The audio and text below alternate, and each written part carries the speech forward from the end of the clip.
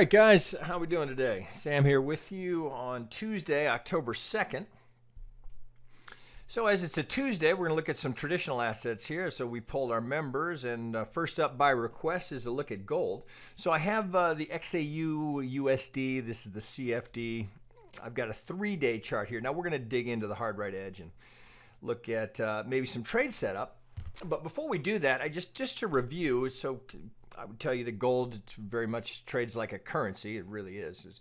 But so if we look here, there's a couple of things to take note of. Well, first, if we go back to our absolute low here and we pull to our high, right? So all we've done is come to the golden zone.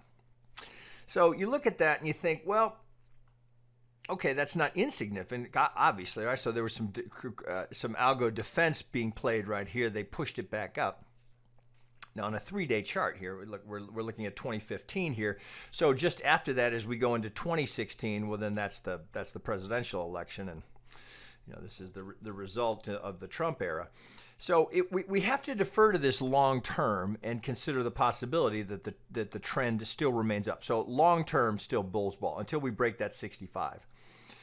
Now, that said, that doesn't mean that we're only looking necessarily for longs, and I wouldn't, even though that's established here, and if you look here at this pivot here, and you think, oh, well, that's kind of interesting. So I had a significant pivot here. Couldn't this be 1, 2, 3, 4, and then going up for a 5? Well, possible, right? Certainly possible. You could make a case here, except the probabilities, if we were trading this as a 1, 2, this being the 3, the fact that the 4 has come this far down when we've broken the 65, if we were trading it as 1, 2, 3. Odds of this being a 4 now pretty substantially reduced considering the depth of that retracement. Not that it's not possible, not that it's never happened, and the fact that we don't overlap this pivot is not insignificant. But much harder to make the case that we have some sort of a, if this were to be a 3-4, we'd be looking for at the very least some sort of a motive wave, a diagonal even, just to get started here of a 5th wave. It just doesn't look like that's what we're getting. This looks much more corrective. We have a very clearly established range here with this, what is it? It's about 360 or 1360 right here. We tapped it, can't get through. So we're stuck in a range clearly with gold here until we break out. Now, if we break this, we call it 1110. If we break that, then we're going to rethink this, because currently you could pretty well make a case here that we have 3 waves into an A, 3 waves into a B, and you could trade this as a C coming down. So you have the pattern here of a corrective structure of an ABC, but we aren't getting from that anything that looks like a motive wave. So what's the alternate, right? That maybe this is 1, 2, 3 coming down here, this being a 4, and now we're going to start moving down for a 5. That's certainly an alternate that we have to pay attention to. We confirm that, I think, certainly here if we break this 65. So even this pivot. So just some things to keep in mind long term about where we may be in this count. So just like any FX pair, I always strongly encourage you to look longer term. I like the 3-day. But certainly you'd want to get out to the daily to see how that looks. So if I just move from the 3-day to the daily, you see right away, now you lose some perspective here. So it's always a good idea to check that longer term. Now, this range here fairly well established. So moving from the daily, well, where are we now? Well, if this being a significant low coming right from the golden zone, we would certainly start measuring to see if there's any technical trading from that level here. So you can see, we held the 786, but again, it would be hard to call this anything other than an ABC. Given the reaction here, very tough to try and call this 1, 2, 3, 4. Right, this would be short. Yeah, it's possible, right? So I'm not saying it's not possible, but it seems much less likely given this pattern, right? So we're sitting in a range. We're essentially damn near halfway in the middle of that range. So if we just draw this up, right, well, here's 50% of that range, right? So we're sitting smack dab in the middle of it. So where is there any trading opportunity? Well, given that the idea would be that this is more corrective, right? So if we just look at, let me label it up here. So if this is much more likely to be ultimately labeled as some sort of ABC, now let me get that up to let's go up to, we'll go to minuet. Okay, so if this is some sort of an ABC, and then we're going to start moving lower. And for the possibility, if we think long term, rather than ABC going into motive wave, maybe this is the third, this is the fourth, right? So just to put that back into context. So currently labeled as an ABC, the alternate is that we just got 1, 2, 3. 1, 2, 3 is in, possibly 4 is in, 5 would be somewhere down here. So let's get that up to something that would make sense. Okay, so possibly, right? 1, 2, 3, ABC. Now we're heading down. So we would just be getting started in potentially what would be the one wave of a fifth wave, which would be taking us much lower in gold. So then thinking for that possibility, then we'd be pulling from this 2 with the idea that this was a 3. So if I grab that 2 to my 3, all right, so double top in here between the 38 and the 50. I mean, that certainly looks more likely. So just at first glance, if you look at this and say, well, right, we trend in 5s, we correct in 3s, boy, that certainly looks like the path of least resistance. Then we think, okay, well, Fed's in a rate tightening cycle. If that's where we are and that's what's going to continue, albeit they're letting us know it's going to be gradual. Well, there you go. There's your algo target. So even if we go from our daily now, we get down to, let's go to the 3 hour and see how we look coming into this. So if we were considering this being is this our pivot? Yeah, actually not, right? So this is our pivot here. So this, boy, that's truly a double top here. It's breaking here by just a tick. So I would end up doing it this way. So I would use this as our C. So coming down here, now let me open that up a little bit. This looks fairly technical here. So we can get good Elliott separation here. So if this is a C and we're now just starting this longer term trend, well, coming off of this pivot, I've got a very clear 5 wave, right? Can't ignore that. It's like, there it is, right? So start of potentially some sort of a trend. So that 5 wave, right? So we only have 2 choices. It's either a 1 wave or an A wave. Right now, given this move here, this looks much more likely that we have a 1, 2. Now, a shallow 2. We get an ABC, but it's shallow for a 2. No question, right? I don't even think we make the 38. So we get from here. All right, so we're in between the 23 and the 38. Very shallow for a 2. No question about it. I don't know how else to count that. Now, it gets a little bit more problematic if we're calling this our 2. We don't have good subdivision down here. So first glance, you might think, oh, 1, 2, but this not long enough to be a 3. So it looks more like we've got an AB, ABC. So that's the pause, right? We don't have clean subdivision in the 3rd coming down. So I don't love that here, but that's what we're getting. So this could be an ABC. So we could end up with some sort of a diagonal that would accommodate this playing as an AB and then an ABC, because I can't go 1, 2, 3, 4, 5. 3rd would be the shortest.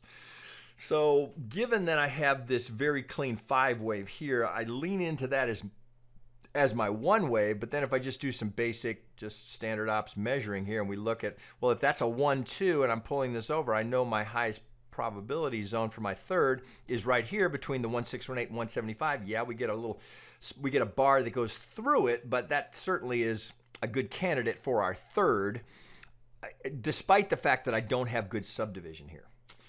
So I look at that and think, okay, if that's 1, 2, 3, well, if this is going to turn into a diagonal, we're going to have to get up here and overlap the 1.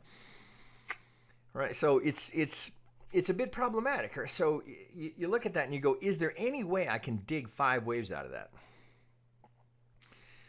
I really can't. So I can't get that to fit, right? So because I can't, I still keep this as a 3rd, right? On the possibility that this is going to end up as an ABC, right? That means I've got to have a deep retracement here, which if we had, so think of it this way, even if this were going to be, if we're going to have a diagonal, right? We would take from the start of let's get that clicked on. The start of the 1 wave through the pivot of the 3rd, we got to get all the way up here to golden zone to overlap this 1. I don't like that either. So you're kind of stuck with a conundrum here. You don't have good subdivision in the 3rd.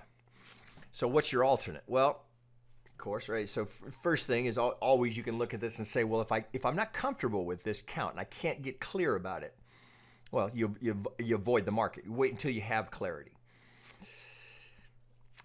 So I wouldn't stay out of a potential short here because of that. I'm not so much a purist that if I can't count this, given the fib relationship, I would be inclined to allow, because I've got everything except for subdivision here, right? So one of two things is happening. Either this is going to end up as a diagonal, or the market has not revealed enough information yet to where I can make a stronger prognostication as to what I actually have here. So even if I go 1, 2, 1, 2, there is no easy fit there. So what do you do with that? Again, right? So one choice is you stay out of the market until you get more clarity. The other is you trade it, and you're trading it based off of the fibs, off of everything with the exception of the Elliott pattern, right? Isn't that we can't get a clean 5-wave structure out of that. I can't get a clean impulse out of this.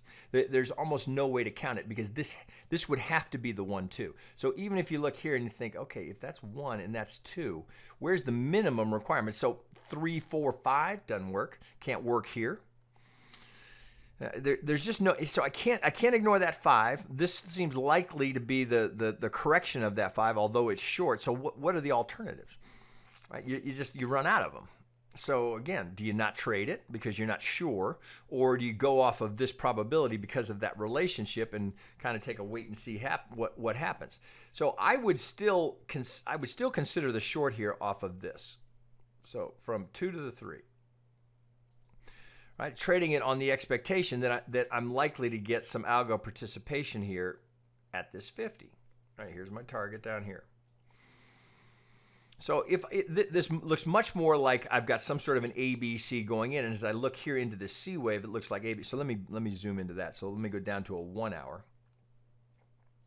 Show you what I've got here. So again, I've got a clean 5 here. We do not overlap this 1. Again, that does not happen by accident. 1, 2, 3, 4, 5. We get a clean A wave coming off of that low. Right, then it looks like I get an A, B, C into another A. I've got a very clean 5 into this, which gives me another A very clear 3 into a B. So I'm inclined to go A, B, C into a B. It's a truncation in the C, right? We don't get a new high here. So A, B, C into a B, down for the C to give me my B. All right, so on the larger degree, we're working off of this. So it would be A, B looking for C up here. Right, that's the pattern we're trying to get established. That would be corrective. That would bring us into this 50, set us up as a potential corrective move off of this big move we had down from this 2. Right, so putting that all together looks to me like third is in, A, B, C going. Now, what else can we do to accommodate the idea that there's a short trade setting here? Well, certainly we can put a pitchfork on this. So if I can get that all down in, now I'm going to take this off, but you can see the idea there. So look how we get this pitchfork lining up. Now let me make sure I'm right on that. You want to be very particular about getting those right on, particularly when you change time frames.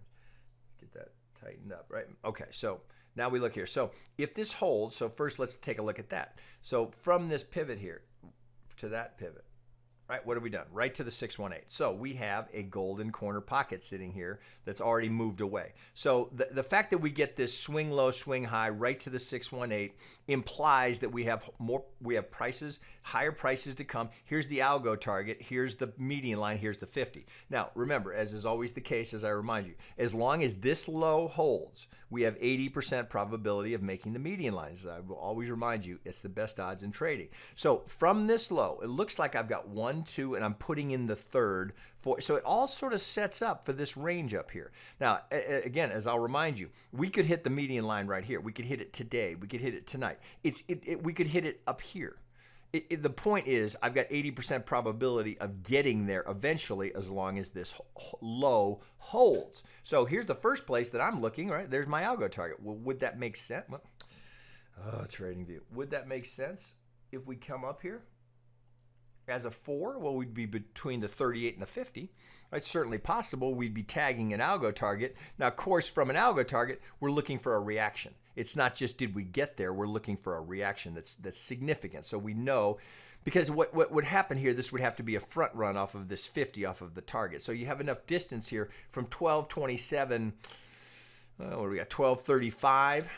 you know, that's so what you have is a hot box, right? So we have an area here which we'd be paying attention to as potential zone for a pivot. So maybe there's a first position put in if we get a reaction here at the algo target and the median line. Maybe you hold a little in reserve to add some more if we're going to go up and tap the 50. So if we were to get something like this, we were to get a little reaction here, come back down, then go up to finish that, because of course we're looking for some sort of 5-wave structure. So if this keeps going, we have the setup here is potentially as a 3, 4, and 5, and again it could be up here. We don't know when it gets there, but if we get a reaction off of that, I wouldn't necessarily assume that the high is in. So given that sets up this range here where I'd be looking for that short trade, right? We know we've got some good targets down below. So if we look here, so here's the logical target. Here's my 5th down here.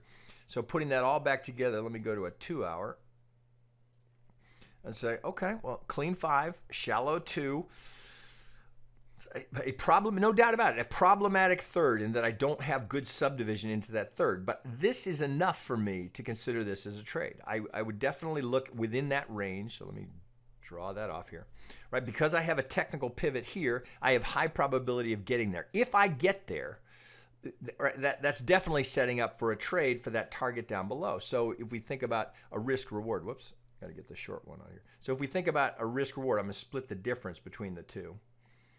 Say, well, you know, I wouldn't give it too much room beyond that 50, because if we're looking for a 4, we don't want a 50, or pardon me, we don't want the 4th going too much beyond the 50 as it reduces that probability. And if we're going to end up with a true diagonal, I don't want to ride it all the way up here to overlap the 1. So I would put together a trade that was based off of a decent risk reward. So if we were going to go to that target, there's 8 to 1. Right, so we're risking, so if the stop's at, so if just averaging it down to 1230 to 1242, you know, again, of course, trading a CFD, you could trade this on a Forex broker, right, which I always recommend because it's so easy to set up. You can be trading this within 10 minutes. So we're trading up, if you're trading the XAU, you could trade a micro, you could trade a mini, right? So you don't have to put up the full margin to carry a gold futures contract overnight.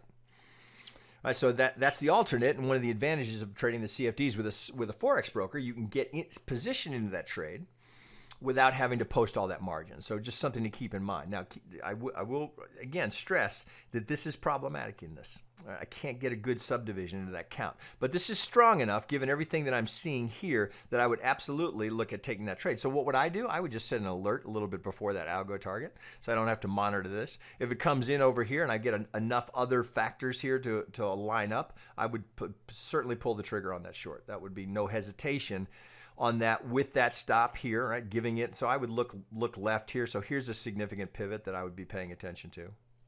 All right, if we're going to get beyond that, that would be, you know, that's something I wouldn't want to see. So again, we may just not have enough data to, maybe this whole thing gets relabeled. But right now, that seems like a very reasonable trade. All right, relatively low risk, got a nice target, 8.5 to 1. All right, so if we get in that zone, that's definitely one worth taking. All right, so I would consider that. All right, guys, so with that, I'll just wrap here. I'm going to be back. I'm going to try and get 3 different assets today, since I'm playing a little catch-up from being out of town over the weekend.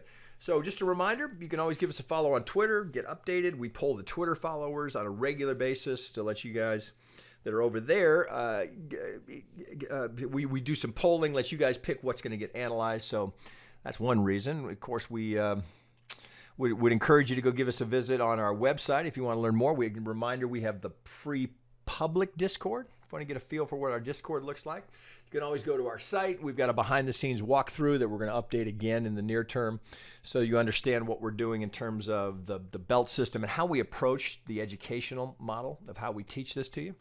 So there's some things you can always reach out to us with any questions that you have. So we like to hear from you, so feel free to reach out to us if you have questions about what we're doing. And with that, I will wrap, and we'll see you guys as I come back to do a couple more later today. All right, see you in a bit.